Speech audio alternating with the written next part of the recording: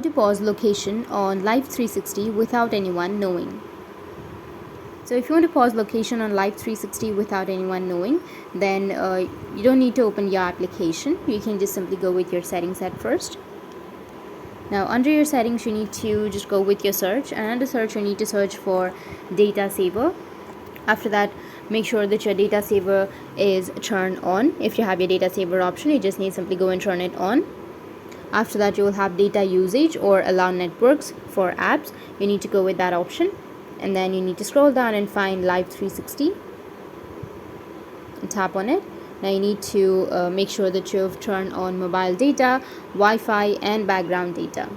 But if you want to pause the location, like for example if you're using your mobile data, then you can turn off the option